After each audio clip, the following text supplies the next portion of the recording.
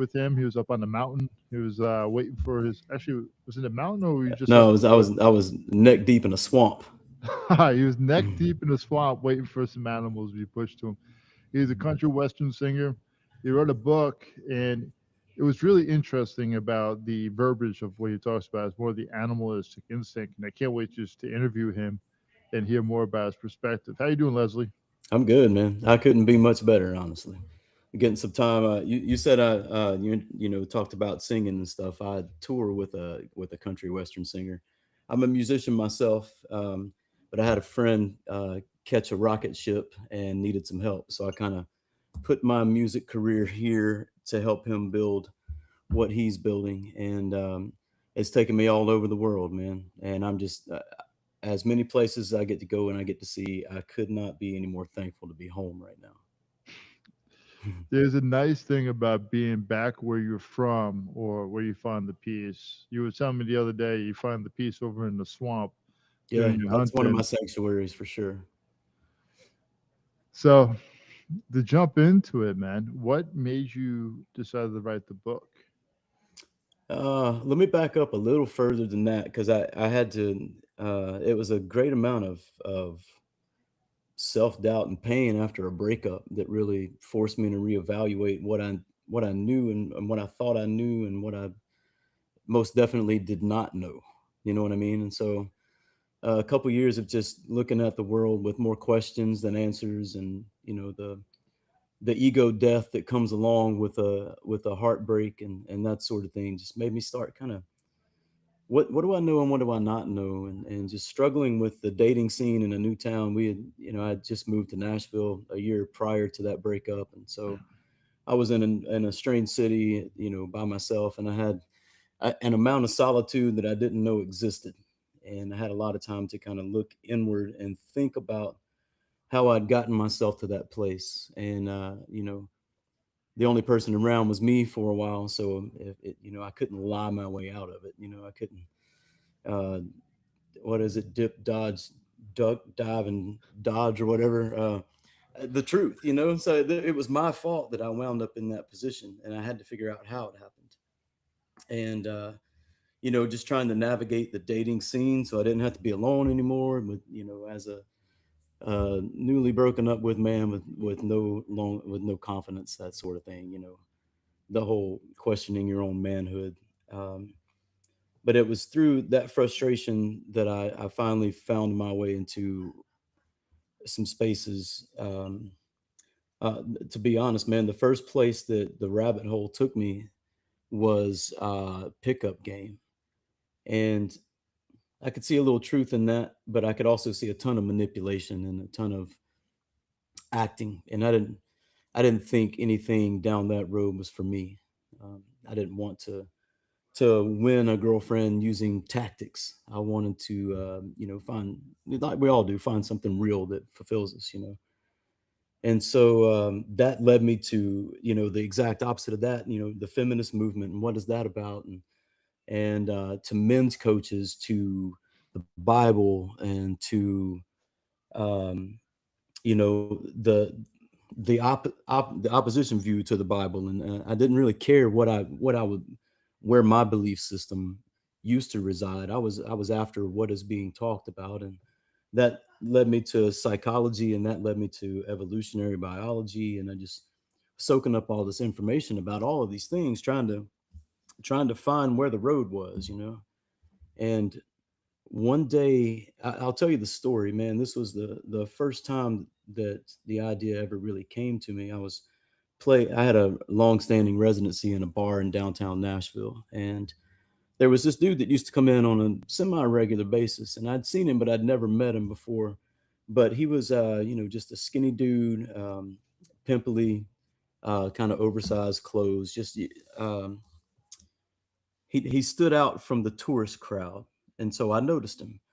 And one night I just happened to be sitting in there after I'd gotten done, and he came in and sat down the way from me a little bit, and he was kind of scrolling back and forth through his phone, and I'm watching, just observing.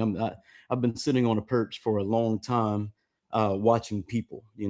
People ask me what I do for a living. I tell them I'm a people watcher, So I'm just kind of observing this dude, and the bartender comes over and he immediately shows her his phone, and they're looking at it, and she's throwing some accolades his way. That's great, man. That's awesome. You did that. Manager comes over, same thing, and he finishes a beer and he leaves, and the bartender comes over and asks her, "What was that about?" And this guy was he was an aspiring chef. He was a current McDonald's employee and an aspiring chef, and he had made a dessert of some sort, and he was showing this to the bartender, and she was telling him how good it was, and same thing with the manager. And I said, "So you mean to tell me he just came in here and rolled over and got his belly scratched and went on about his way?" And I said, I think if I took every dude I've ever known and every dog I've ever known, I bet I can find a one-to-one personality match." And that was kind of the genesis of my idea. But down the road a little ways, it just dawned on me that when I look at myself and I analyze my behavior and the things that believe to be true, that the rewards I chase and the fears I run from, it's much better explained when I look through the lens of an animal than a human. And that made me really start to think, okay, what maybe there's something here. And so I was starting to pull apart my life based on that animal perspective, things that I had done that maybe felt good in the moment, but were not the right thing. You know what I mean? Cutting my nose off to spite my face is a common saying down this way. But my life started making a lot of sense about how my relationship had fallen apart and how I could go from this guy to this guy, be in the same body and mind, but be have two different worlds reflected back to me. One where attention from the female of our species comes in an overabundance, and then one where I don't have any attention from the female of our species. How can that duality exist? And so I started thinking about, what is the animal? If that makes so much sense, what is the animal? And the animal is, you know, on its trek through its life, using its biological senses, its hearing and sense of smell and touch and taste. Um, there's one I always forget one. Which one is it this time? I don't know. You get the picture. And I'm surviving on instinct and emotion, and that's it. I believe that being a person in this world is this, and my instinct takes me here, and my emotion makes me seek, or makes me run, or makes me fight, or makes me sad, disables me to some degree, and that sort of thing. And so I really just started pulling the human and the animal apart, and making them look at each other. The human has access to language and logic and reason and math and science and all innovation and time in an abstract form, but the animal doesn't have access to any of that. It just feels. um, a lot of times you feel a certain way and you can't articulate what the feeling is or why you feel that way, and the animal doesn't know language. It's something deeper in us, and more primal and more archaic than the technology affords us to be today. And go ahead. What I was going to say is, for the listeners that are actually hearing about this, we're talking about more of the emotional mind, the id, or the limbic area of the brain, of how it's That's right. actually, as him and I were talking about this before we jumped on the interview. It's about how we are governed by emotions, and when we're in that mentality, until we have the logic mind that is able to help us have more clarity, that's when we're able to start to change that narrative.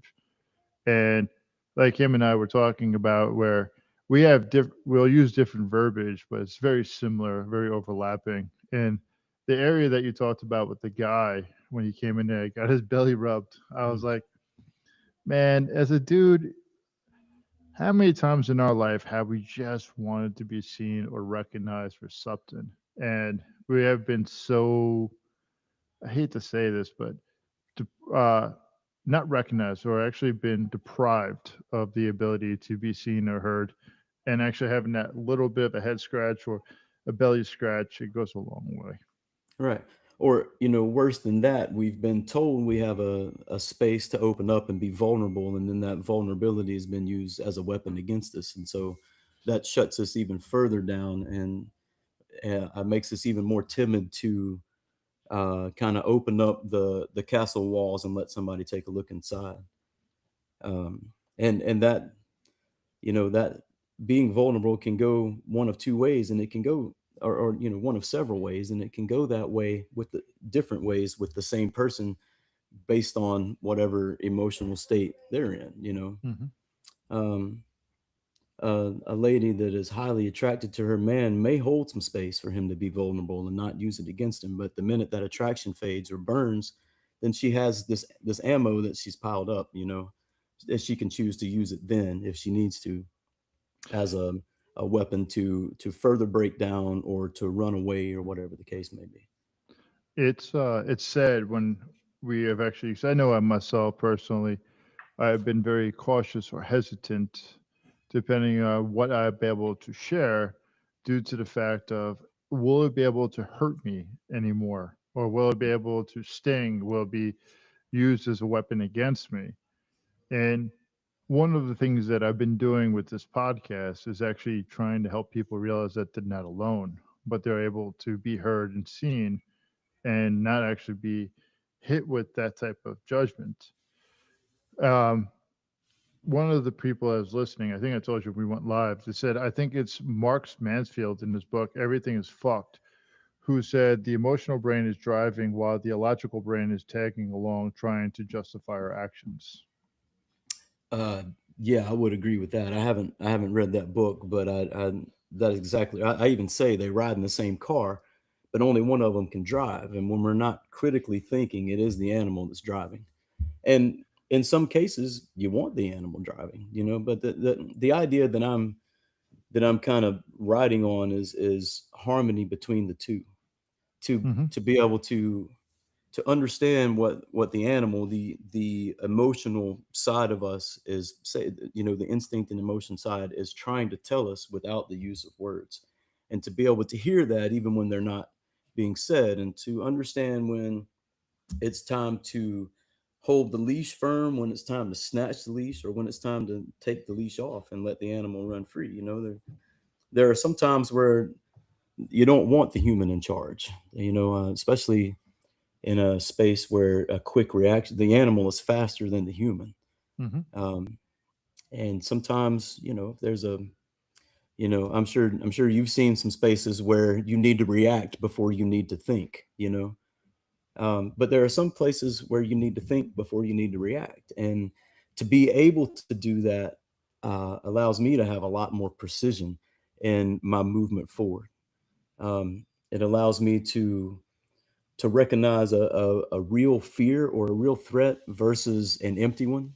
Um, Sometimes it's just a kind of a funhouse mirror there that's scaring us. And the minute you walk through there, you realize there was nothing to be scared of in the first place. And so that fear can turn the animal, but sometimes whether it's real or whether it's imagined, it has the same effect. And so it's paramount to be able to figure out what is real and what is just imagined, made up in our own head. I forget who to attribute it to, but they said most of our suffering is done inside or between our ears, you Hmm.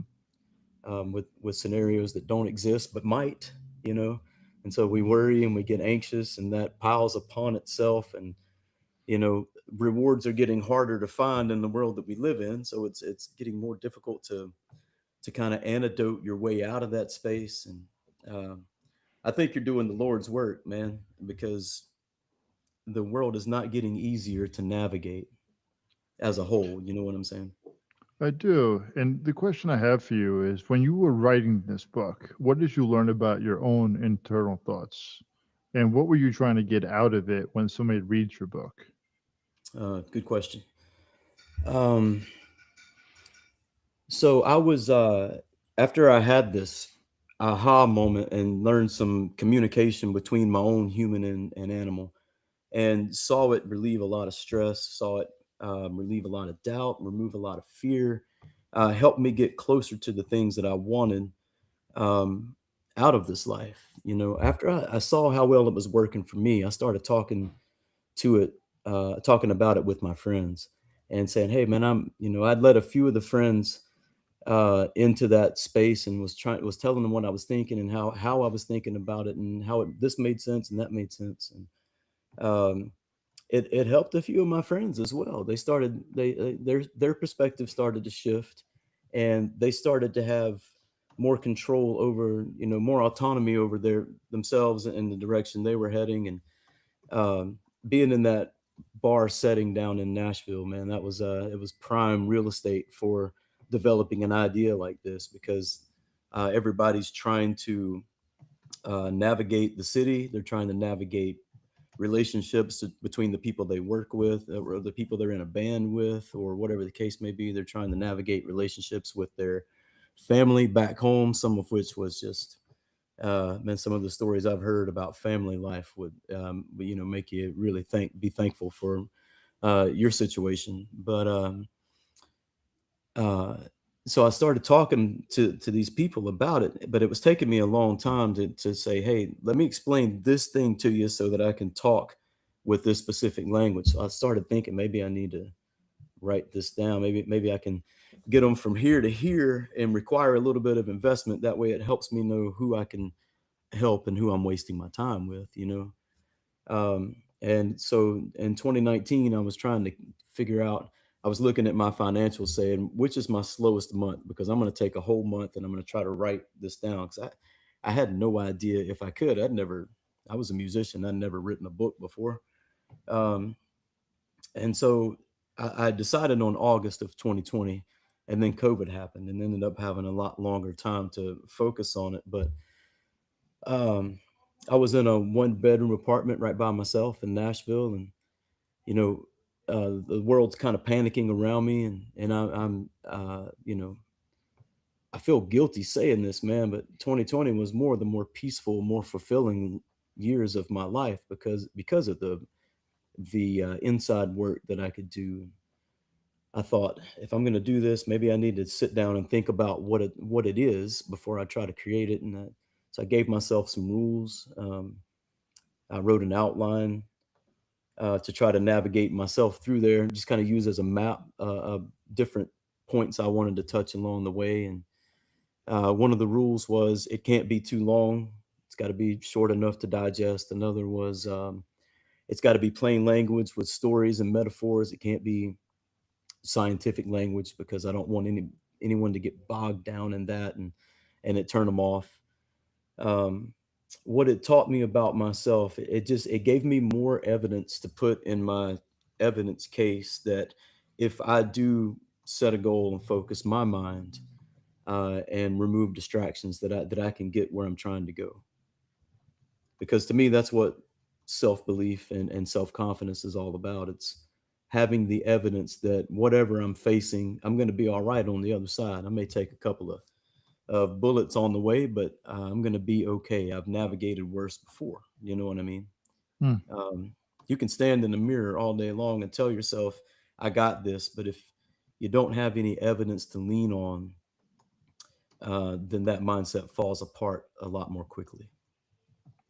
So one of the people that was listening, they were talking about how they're losing a mental health counselor over there, and it's the only male mental health counselor that they have, and they would talk about how she works for a veterans center, and how some of the guys have a hard time opening up to women because they're also worried about being used against them. So even people in a regular mental health area, they're very ambivalent about opening up. And she also later on she says either the mom or dad was no, the mom was abusive, the partner betrayed them, or a female was a perpetrator. It's not really a wonder about the problem, but the thing I want to actually commend you about was actually taking the opportunity of what 2020 gave you, because you had the time to write, you had the time to do the inflection and actually reflect on what was your brain telling you all along. And sometimes we don't know how to really give it the verbiage or really to listen to what's happening inside. So Right. kudos to you. And Thank you, man. when you actually, because I know you were saying that you have friends that would come up to you and ask you these questions. what was how did they receive the fact that you're like, here, yo, here's some of my insights. I would love for you to read this book and come back to me and talk to me more about this. Um, it's just like anything else, man. There were some that were desperate for information and understanding, and they would go read the book, and we would talk about it, and they would start to see themselves as an emotional being, as an animal that believed this because they were shown to believe this and fear this and all that sort of thing by the animals that came before them. There were some that were just looking for any emotional validation they could get, and it's funny, man. Uh, those folks, if you hold their feet to the flame, they'll find another person to listen to them. Um, but it became easier for me to, based on my own perspective, to see which people were actually seeking help and which were just seeking an emotional band-aid. Um, and as frustrating as it is, man, sometimes I have people that have been very close to me that, have um, you know, both guns aimed at both of their feet and continuously pull the trigger, and it just it just didn't take. You know what I mean? Um, and so that's a little frustrating, but um, this perspective also gives me the precision to know, like I said, when I'm helping, when I'm wasting my time, and what somebody is seeking and what they are capable of themselves, and the slightest little change or this or no change at all, or whatever the case may be. Some people had such a bad shake in this life, in their early life, that they have quite a bit to overcome, you know, and pain is all relative. The worst pain I've ever felt is the worst pain I've ever felt, but that might not be relative to the next person. You know what I mean? So one of the things about it is, you know, we tend to paint in broad brushes all the time.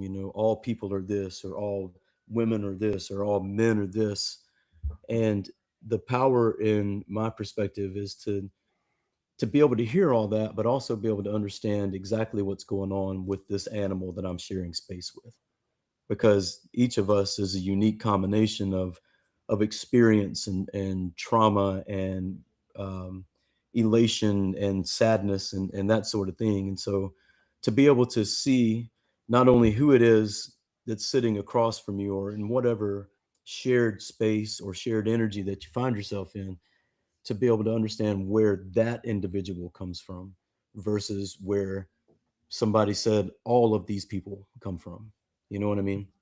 Hmm. A lot more precision in navigating relationships when you can recognize precisely this person versus, a pile of statistics and red pilled uh, nonsense, so to speak. The thing I like where you talk about the animal instincts, we will, or it's not, we'll say we all, but how, say wolves, they'll actually be demonized because they're predators, and they will actually romanticize deer as prey animals or birds. And when you're looking at it, all the predator is trying to do was actually fill a desire of the hunger. It's something that they are trying to get. The prey animal is trying to do what they can do by flight, by running away. Right. And if something is scary to you, it's you're going to flee. And for a person that is now trying to understand their emotions but have never really been trained to be able to eat or actually be able to recognize, they're fearful of it. And when a person is saying, hey, I want to be seen by another person, they can come off like a predator. But when it gets that desire fed, some people look at it as being a negative thing because they're not really investigating what was that person's initial desire? Why did they want that? And how could they actually want it a little bit differently? So I like how you Right. actually break it down into the animal perspective. Yeah, you hit on this as well, but the animal only has two jobs in this world, and that is to survive and to reproduce.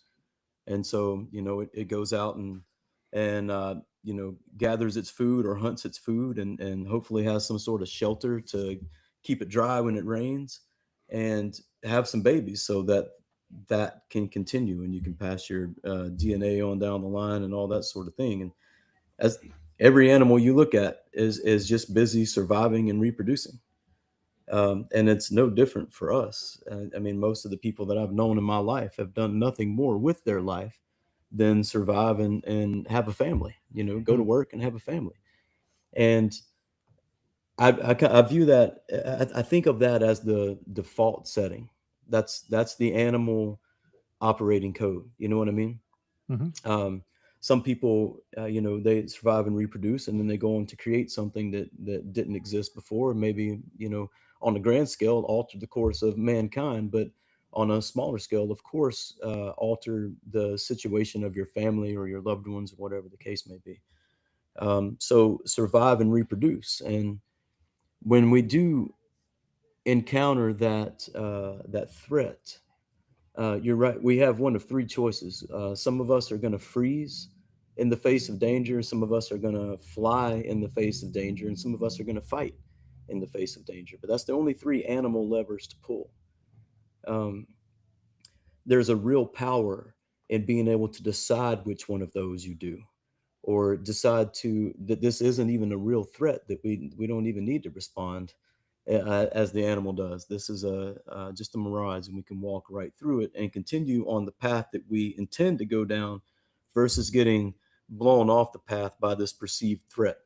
And on the other side of that, where do we find rewards? What's a treat to me as an animal? And fortunately for me, through the animals that came before me, I find reward in service. That's how my family shows love. If one of us is getting up from the table and someone else is done, then it's a treat for me to grab someone else's plate so they can keep their seat. If I catch my mom's garbage can still by the road, I'll go over there and pull it back for her. And that's me showing her love, and vice versa. Especially being from the South, man, we cook for each other. That's another way that we show love. I Um, still want some of that southern cooking right now. I'll tell you, I miss that yeah. stuff. It's good Well, food. I'll tell you, man. Like I said, I'm home for the holidays. I'm at my grandmother's house right now. This house that I'm in is right at 100 years old, and just in the next room, there I know there's a pound cake and some pies going down, and I hear Christmas music on the TV in there. So it's smelling righteous in here right now. The uh, the thing I wanted to touch on was the five languages of love. When you were talking about that, which was acts of service, is Hmm. your love language. Right. One of the issues that I've come across, because this occupational therapist asked me, she's like, "Hey, Will, I want you to thumb through this five languages of love book." She's like, "Just don't buy it." She's like, "I know you're going to go buy it." So I found out there's multiple versions. You have the original, you have the female version, the male version, veteran version, and child version. So I picked up the military one, and I'm looking at it, and I'm like, "Oh, my physical love language is touch," yeah, because I just want to screw. And well, what happened was what I was learning is I do like to be physically touched. I love getting my head scratched, but I love quality time with people. And a lot of times, how we like to receive love is not always the same way that we like to give love, like acts of service and gifts. And when we're entering in a relationship with a person, regardless if it's a intimate partner or just a friendly partner or even a family partnership, we have to understand how they like it so we can be able to give Right. it. Because Right. going back to the animal or the emotions, what we're trying to do is register with them so that they actually have that type of inflammation or they have that way of creating that desire to want to be around. Yeah. One thing you said that I want to touch on there is uh, recognizing how to give love in a way that it can be received.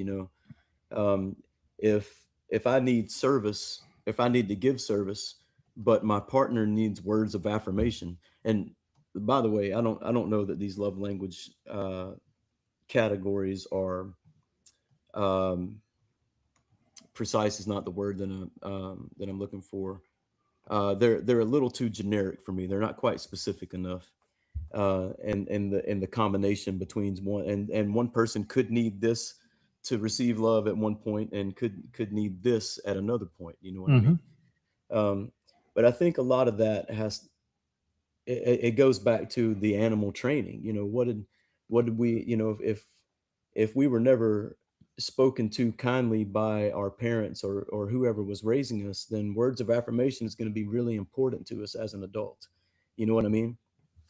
um, eh, so those sorts of things that happen to us when we're still puppies and kittens end up shaping who we become, and what we seek, and what we fear in this world. Just as you've seen it all the time in pets.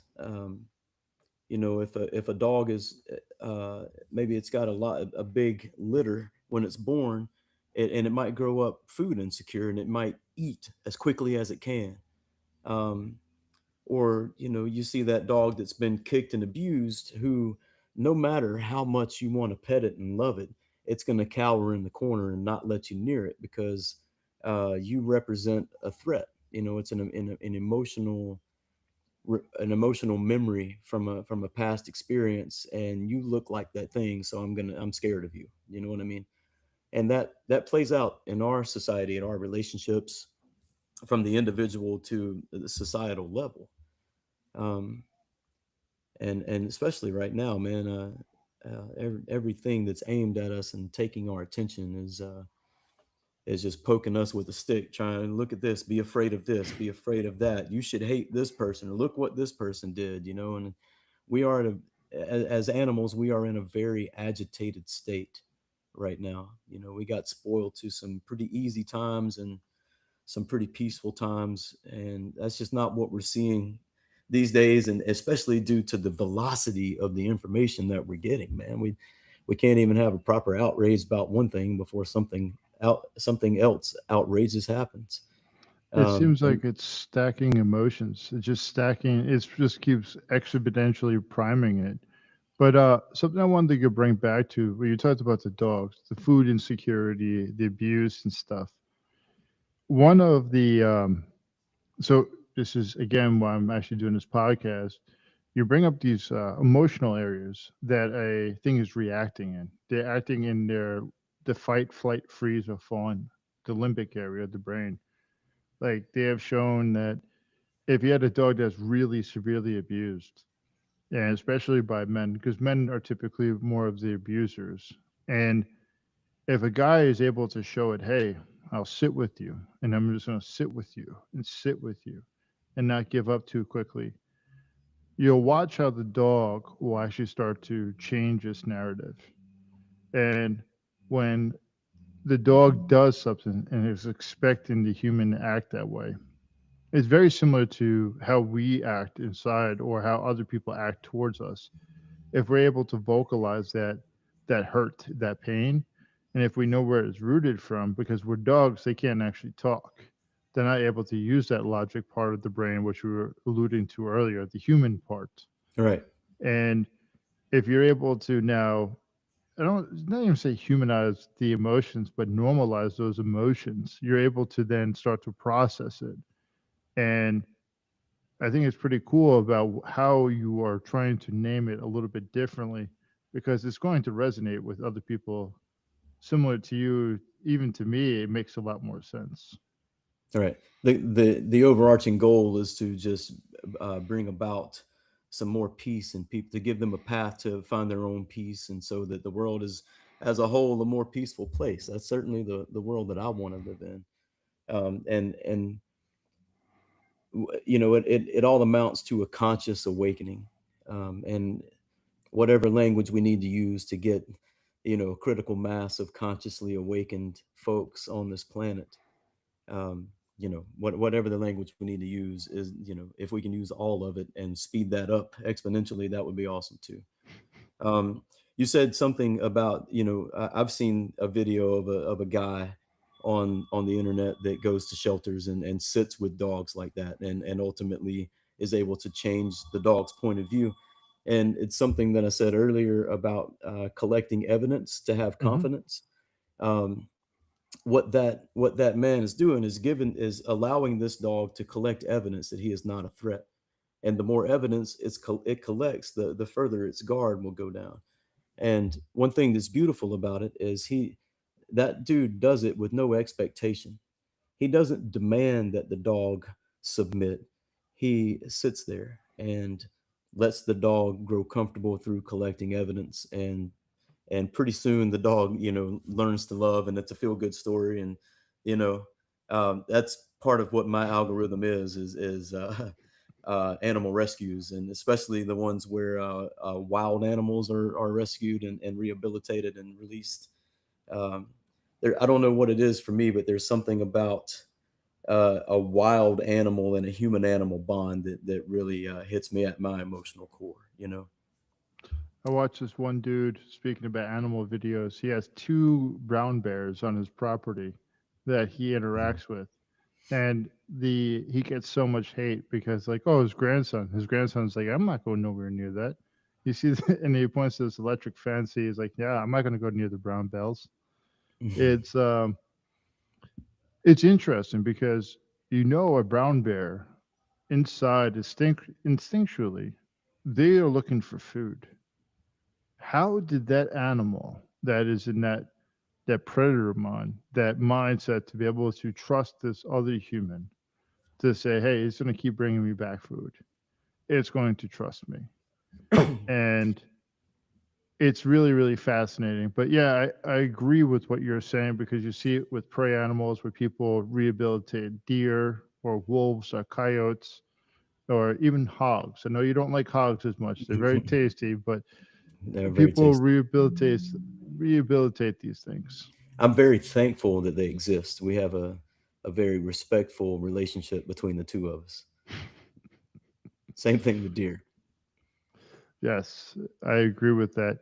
So the question I want to go into is a little bit deeper is after your heartbreak and you started to look inwards, you took 2020, it's 2025, about to be 2026. This is about 4.5 years now. How has this changed your relationships with other people? It's given me a ton more empathy towards other folks. I can a lot of times see where they come from or where they're coming from, even before they do. To be quite honest, I can see the fear that's holding them, or the pain that's pushing them, or um, what's really going to make them, what reward they're seeking. Some folks are seeking wisdom, some folks are seeking some sort of belonging, some just want to have their head scratched. You know what I mean? And to be able to see that, and to be able to offer that to them. I'll give you an example from my personal life. I told you acts of service. That's my whole family. When I'd first moved to Nashville, um, I didn't really play that much up there. I would come back down here to South Alabama and run around all the bars and stuff down here, make a big old pile of money, and then go back to Nashville and pay my bills and survive another few months. Um, but I would go to leave, and I would stop by my mom's place, and she would have all my mail that had come there gathered up, and I'd pick that up, and there'd be $40 in it. And I had just made this big old pile of money, and I'd say, "Mom, I don't need this. Thank you, but no, thank you." And she would kind of fight me on it, and she would start to get a little frustrated with me, and upset with me, and I would say, "Okay, I'll take it, fine, just don't do it next time. Thank you, but no thank you." And my mom and I have a fantastic relationship. We always have. I'm very fortunate in the mother category. But then I realized, and this is going to sound arrogant to say, but I was wrong, in the fact that my mom needed to serve to get that reward. She needed to take care of me, and by forcing this money back at my mom, I was robbing her from the emotion of being able to feel like she had taken care of me. You know what I mean?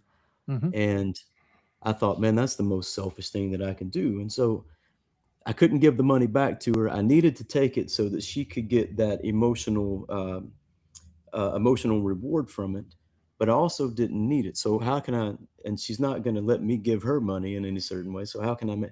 So what I realized was that when she would give me that, she would say, "Just make sure you have gas money to get back home." And I'd say, "Okay, mom." I would give her a big hug, and we would have a mother-son moment. And um, that's what she was after, not me forcing the money back at her, but to get that emotional, those good chemicals from having taken care of me. And I was robbing her from and upsetting her when I was trying to give the money back to her. And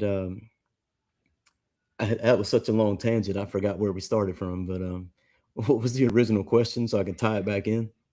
Well, we were just talking about acts of service and love, and then we were talking about how Oh, has more this empathy. changed? Yeah. Yeah. It's like I said, it's really helped me understand what is lacking in this person that they've come to me for. Do they need a scratch on the head? Do they need tough love? Do they need just a regular pep talk? Do they need to be turned inward? Can I see something about them, that a fear that they're running from that they can't see? Or I have a friend that I'm helping him realize that the way he interfaces this with this world has everything to do with the fact that his dad and his older brother both bullied him. Oh, hey bear. As a kid, um, I just got a visit from the dog. He must have heard me in here. You want to come say, "Hey, buddy, come here. Let me lift you up." There we go. There's my little animal. He's my aunt's puppy, but me and him have a very special relationship, don't we, buddy? I All right, love I'm how doing you some call it business. bear. It's Yeah. my I have a buddy, she calls her dog Thor, and it's this the little 7 pound black dog. And I'm like, not anything Yeah. remotely to Thor. His name is Bear, but he's I forget what breed he is, but he's got a little smushed in face, so his nickname is Buttface. That's what I usually call Pug. him. It's a pug.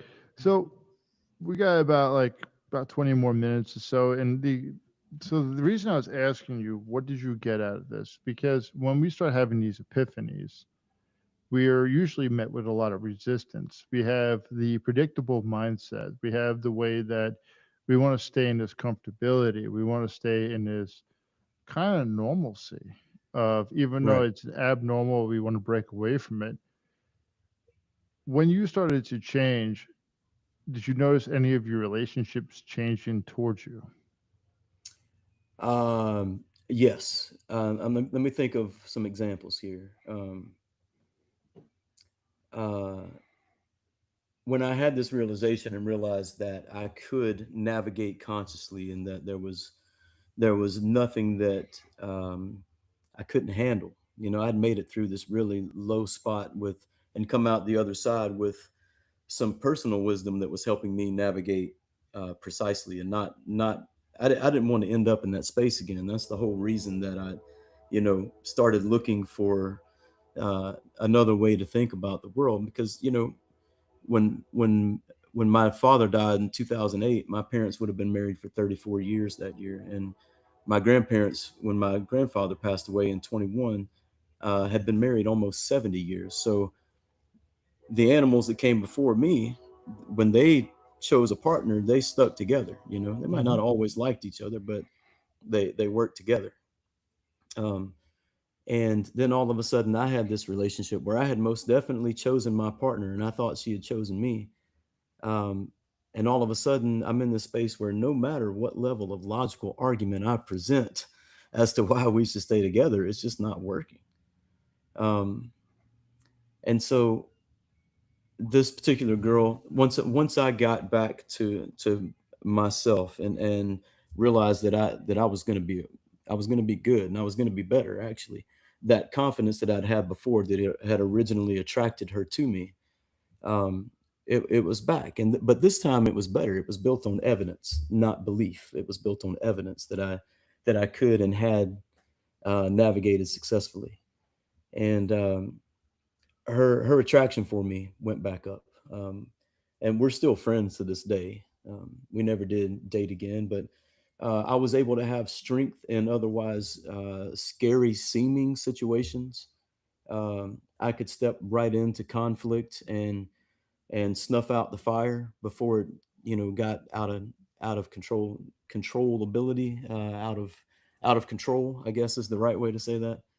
Um, there's been times where um, there's been two guys I play around in South Alabama too, at the bars and restaurants and stuff. And there was a couple of dudes that were squaring up to each other one night, and I just walked right in the middle of them and said, "Hey, fellas, y'all are gonna make everybody here have a bad night," and cracked a joke. And next thing you know, they're shaking hands and laughing with each other, and just because I could see what was going down and why it was going down, I could so precisely go diffuse the situation. For me personally, what it allows me to do is manage my own mental health. I can recognize when the animal is down, or when the animal is frustrated, or I can observe it and I can hear what it's trying to say. And if I feel one of those funks coming on where you just want to sit and go, nothing's going right. I can't move this. I can't make that. I'm just frustrated. Why do I even try? I can feel that coming on at its very, very genesis. And I have a few things that I've prescribed for myself that I know can take me out of that space before it takes me over. For me, if I feel that just general funk coming on, I just pick up a broom and I start cleaning, because the straightening of my environment helps bring some peace back to the animal. The organization of it, the cleanliness of it. I know the animal instinctively knows that I've done something good for it, cleaning out the nest, so to speak.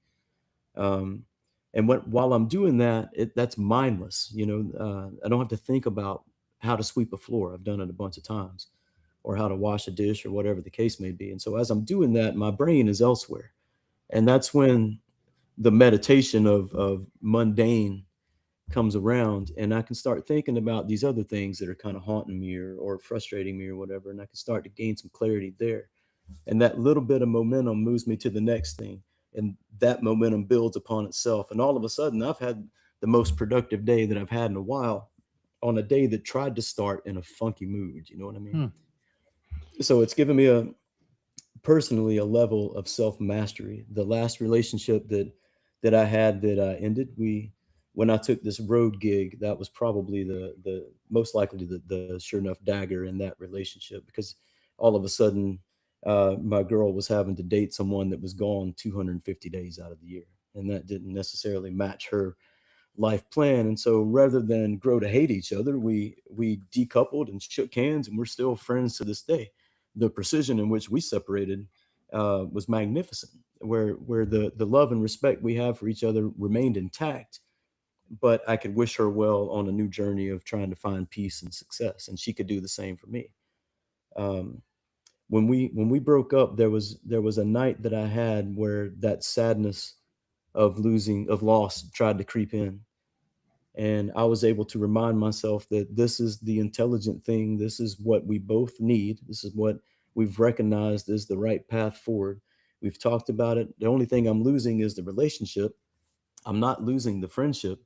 I'm not losing this valuable member of my inner circle. I'm just, I'm not going to see her naked anymore. That's the loss here. You know what I'm saying? And so I was able to head that sadness off at the pass and continue on this path that I knew to be best for me, when my emotions said, "Hey man, you got to run right back down there and figure something out, because this is starting to hurt." And the animal instinct is to run away from that pain, either freeze, fly, or fight. And I wanted to walk through it to get to the other side. And thankfully, with like I said, with some human accountability and some human understanding, I was able to, in the face of that pain, just walk on through it and get to that space where she and I can love each other from a distance and wish each other well in the relationship that she's in now, the relationship that I'm in now. Um, One of the things Go that ahead. I've noticed about relationships is that when we're having these relationships end, we try to have like this type of control. A lot of times we think it's because of everything went south, or we make it more painful than it needs to be. But sometimes stepping away with love is exactly what we need to do. Like the women that I have had the privilege of dating in my life, I'm extremely It is a grateful. privilege, isn't it? It is a privilege. And I've been extremely grateful to be able to have that opportunity to get to know them. Even being married at one point, I have the opportunity to get to know that person. And the thing that I've learned about a lot of my relationships, but then also mostly about the healing journey of myself was it's I wish I was the best person I could be at that moment. But I wish I would actually knew how to understand the emotions, the frustration. You talk about picking up a broom and start cleaning. If I and a lot of us don't even realize that we need to actually start to really get in touch with our they like to say it's the feminine energy. Another buddy of mine actually calls it just humanizing the emotions. And when we start to actually feel that, then we can actually get to know us. Do we really love this person? Are we infatuated with this person? Is it just because we've spent a lot of time with this person and now I have to relearn somebody else? And it's interesting about how we try to barter. Like you the way that you Yeah. speak about this girl that you dated, you speak about her with love. And it's not about animosity. It's actually out of a huge amount of respect for her that you knew you needed to walk away. Right. Right. I knew that I was going to hamper her ability to find what she was looking for in this world. And we were friends before, and I knew we could be friends again. Um, and so it really was just an untangling, so to speak. Hmm. I had a thought and then it slipped out. Let me see if I can get it back. Yeah, it was something about the adversarial nature of a lot of relationships. We those chemicals in the beginning, man, they're powerful and they feel really really good. It's those Mother Nature's aphrodisiac, I guess, because she has a vested interest that we produce some babies so that the species can continue. Hmm. And so she makes it mighty appealing. And oh, I know what I was going to say. A lot of times uh, we wind up in relationships that we don't need to, they're not good for us. But the pain that we experience inside of the relationship is still lesser than the interpreted pain that we think we're going to feel of being alone or having to learn somebody new, or is anybody else going to love me? And so we settle for this amount of known pain because the uncertainty amount of pain is more frightening than this. And that's where I found myself. There's a little bit of pain here, and maybe there's more. Maybe because she's beautiful, man, and maybe I'll never find another beautiful woman that will share her company with me, and that sort of thing. Um, and so that perceived fear of being alone or not being loved or being rejected or being betrayed or all that stuff uh, is a big enough monster to hold somebody in that known quantity. Hmm. Um, that pain is lesser than this potential pain, and um, being able to tell which of those is true and which of those is false and move accordingly is a superpower. And the only way that I've found to do that is to have some communication and some harmony between the human and the animal. Because the way I look at it too is, and maybe because I just turned 41, is that I used to look at, especially in the beginning, my teenagers, my 20s, and then even my early 30s, I was more sexually like infatuated with women, and I would want to actually just sleep with them. But what it created was like it was this halo effect of not actually getting the chance to know them as well. Right. And then when I started to get to know them, I started to be able to understand them, and I started to be able to meet them with love and respect. It's what's interesting is, yeah, we're always going to have that initial desire, but it's also asking ourselves, what do we really want from this partnership? And looks are going to fade. Is it somebody that's going to be able to do a lot of stuff with me? Is it that their brain? Is it X, Y, and Z? And that's kind of going back to the animalistic urge of what is my emotions telling me and what is it that I really need at the moment. Right.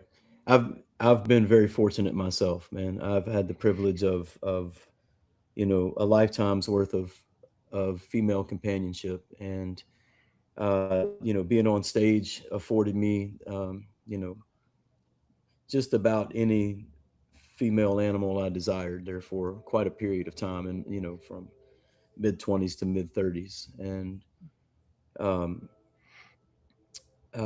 I was the same way, man. I kind of put them put women on a pedestal, and I was admiring beauty, and that's what drew me in was beauty.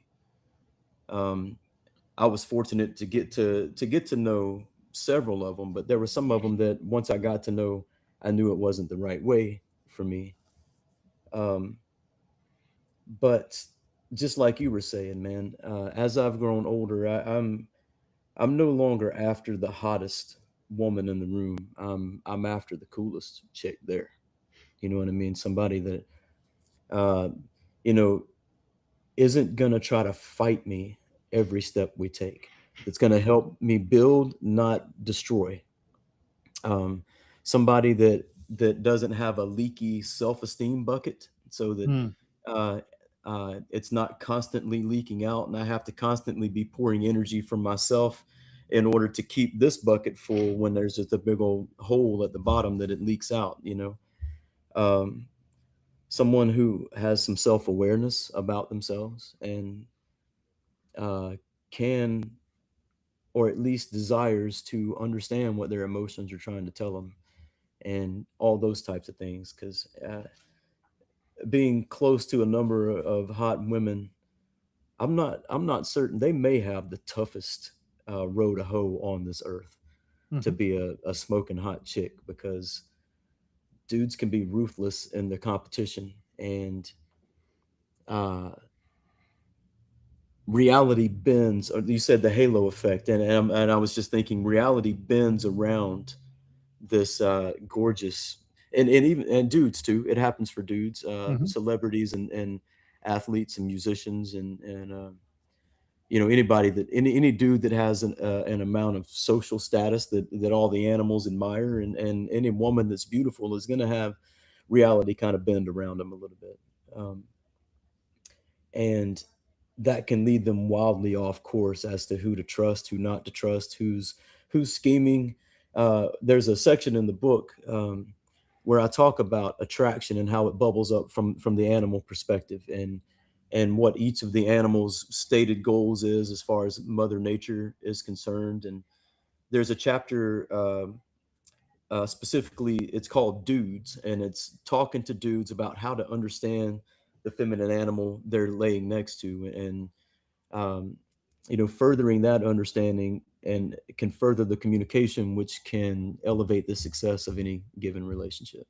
Hmm. Following that, there's a chapter that's called Ladies, and it's talking specifically to the feminine side of our species, and it's trying to shine the light on true core battle tested confidence that's been earned, and has the evidence to prove the quiet confidence that will run towards the flame if they need to, versus the very loud, the narcissistic side of confidence minus competence. I'm Hmm. good because I'm good. Don't question my narrative. Um, I have no evidence to back this up. I just wasn't, loved by somebody when I was a kid, and now I'm this narcissist that tries to control the environment, manipulate emotions, so that I don't have to be afraid. That whole chapter is basically trying to spot that from afar, so that they don't get in close to it and get tangled up with it and then can't escape without some emotional damage. Yeah, it's interesting, man. It's the predictability of people learning how to actually love another man, how to love a woman, and actually show up for each person. And the thing I actually will definitely circle back to is you said, like you used the word hot. I'll say the word beautiful. We're- It's pretty much semantics, just different verbiage. And a lot of times those women are not even being heard. They're just being seen. They're an accessory in a person's life.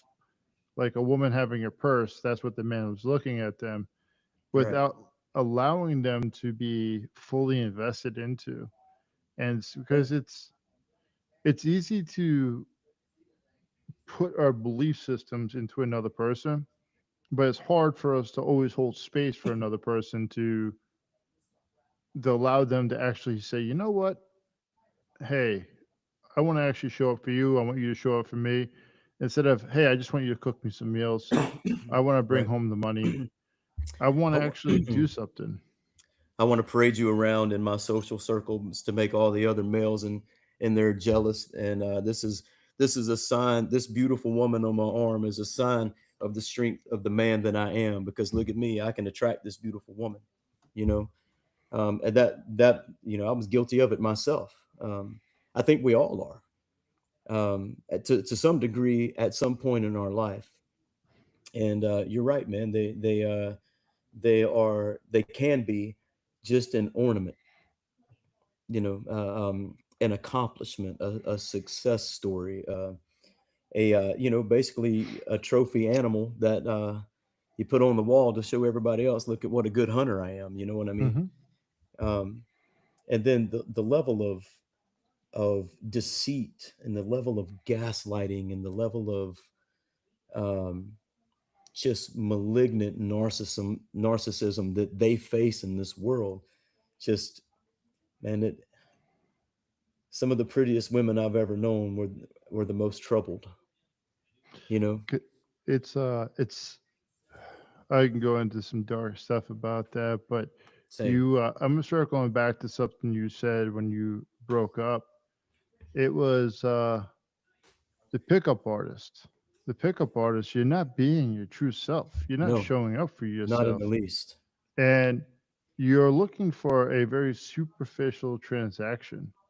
And then you talked about the red pill. The red pill to me, it's like, huh, it's crazy because they even have a thing called the black pill, where is if you're able to move away from this, you're never part of us. And the red pill, it's like these guys are getting all the shit stick and everything else. It's like my belief system on this is changed and it varies, and it's actually, and I'm blessed that I can keep actually looking at things from a different angle. But it's like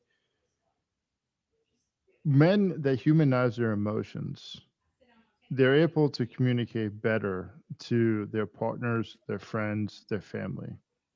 When I came back from And war, themselves.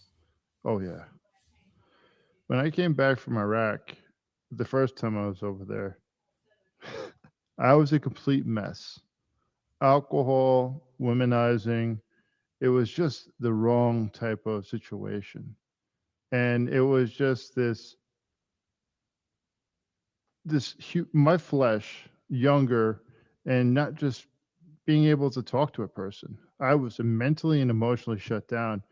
And if we can't humanize those emotions, we're not going to be able to open up. We're not going to be able to talk about that pain. We're not going to be able to talk about those troublesomes. And if we are putting a person on the pedestal, going back to the beautiful women, are we actually allowing them to be heard, or are we trying to keep them like a bird in a canary in a cage so that they're not able to be heard or seen? And talking about the stuff, I feel like healing for us also helps other people be able to heal and be more vulnerable, where guys would be able to stay more in their masculine, women can stay inside their feminine, but we're also just humanizing each other. Right. Right. I like that analogy of the canary in the cage. Um, um, you're talking about articulating those emotions and being able to communicate, and that's one of the real keys, is to learning to developing the skill to understand what the animal is trying to tell us. Like you said, alcohol and womanizing. Um, anybody in your situation, the things that you've seen, that you've bared witness to, that you know, you've heard the stories of your the people that served alongside and at different times and all that. Um, I don't know how one doesn't shut down emotionally in order to deal with that. You know what I mean? That's asking a lot um, out of someone. And we can go into that another time if you want to. I think it's too much to ask of anybody to go fight a war for, you know, probably false pretenses at you know, at least at some point, you know. Um, but the alcohol and the womanizing, I think that was probably the animal that you were chasing some available dopamine just to try to numb that pain of having to run so hard from what you had to walk through over there, you know. um, because it works. It for in the short term it works, but it can become toxic over a long time. You know what I mean? Oh, I do, and the reason I'll bring up my experience in the military or the Marine Corps is that when we are emotionally stuck or bound and we shut down, that's exactly how we have to do it most of the time, is to shut down so that we can be able to work or be able to be seen. And it's hard, man. And if my dad was probably the only person when I came back to New York that understood me. My dad was a Vietnam vet. Mm, And I know my dad in multiple layers, where he was emotionally shut down for a while, pretty much a lot of my childhood, to when he got older, when he tried to start to change, and how that looked for him. But there was one time I got really pickled and I started running. And my mom and dad went after me and they wanted to go try to find me. So I have a feeling the Camel Toe of Alabama has a lot less people than Long Island, New York does. I would And imagine so. so I'm running, and I don't even know why I'm running. I just knew that I had pretty much like a flashback. I'm pickled, and my dad said, "You know what?" Tells my mom, says, "Hey, just watch him. Just watch him. We'll watch him. We'll just follow after me in the car, and just making sure I'm safe." My Right. dad knew I just needed to run it out because if I couldn't run anymore, I was going to start fighting. And if somebody was going to try to hold me back, I was going to start fighting. But if I was able to have this type of dialogue with another person, do I think that would do I think I would have had as much struggles over the years? Probably it would have been a lot different because I would have learned how to decompress a little bit quicker. And unfortunately, a lot of us do not have that ability. But I would love to actually do another like video with you another day. And I know you Dude, got to get going. I'm down anytime, man. I appreciate this, man. And I really do appreciate your time. I know you're at your grandma's house. Mhm. And let's actually wrap it up here and let's Okay. actually schedule something for in a couple months. Okay. Sounds good to me, man. I don't know what part of the world I'll be in, but I can make it happen from anywhere. So I appreciate it. I love technology, man.